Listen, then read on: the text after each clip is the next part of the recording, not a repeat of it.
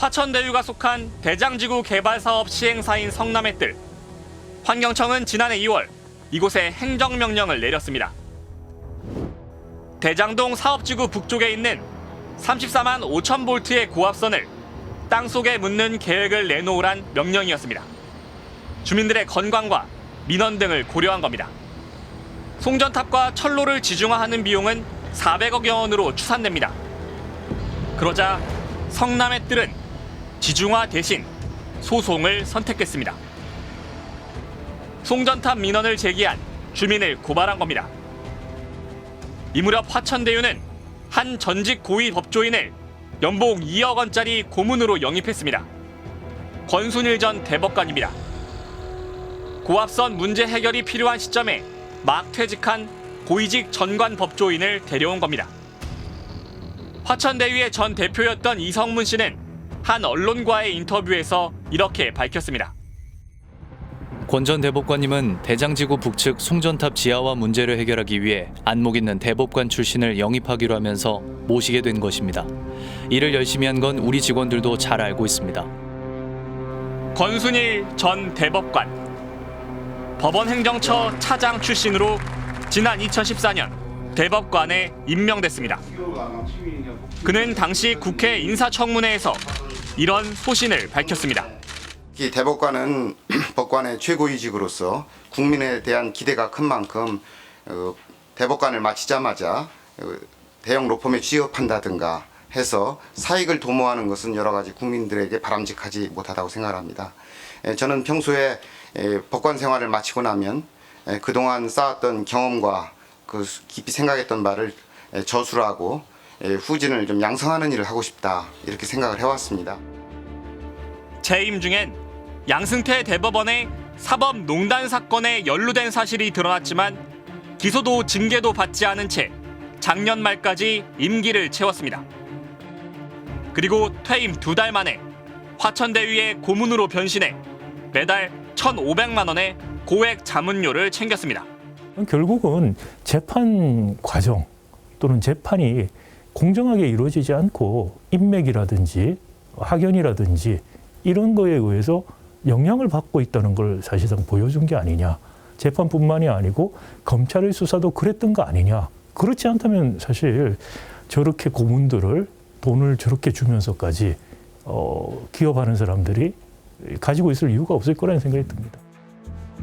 야당은 권순일 전 대법관이 화천대유로 영입된 배경에 또 다른 의혹을 제기하고 있습니다. 재판 거래 의혹입니다.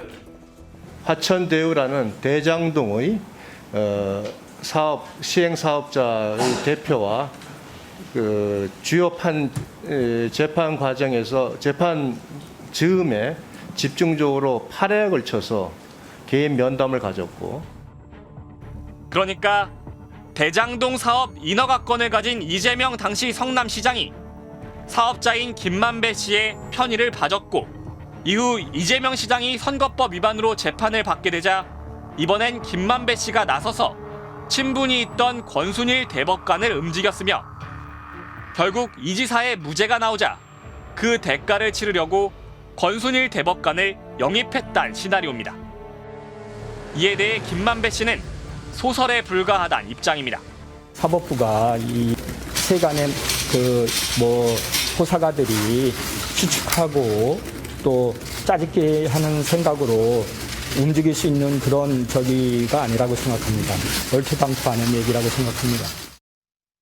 이재명 지사도 국정감사에 출석해 국민의힘 주장을 전면 반박했습니다. 그런데 상식적으로 제가 2015년에 예측을 해가지고 내가 나중에 재판을 받게 될 것 같다, 유죄가 될 것 같다, 대법원 갈 것 같다고 해서 미리 준비했다는 얘기는 아니실 것 같고, 그 다음에 대법원이라고 하는 게 13분이 계신데 그중에 한 명한테 뭘 한다고 해서 되지도 않을 일이고요. 화천대유와 연관된 또 다른 거물법조인 박영수 전 특별검사. 박근혜 전 대통령의 탄핵을 이끈 국정농단 수사의 책임자입니다.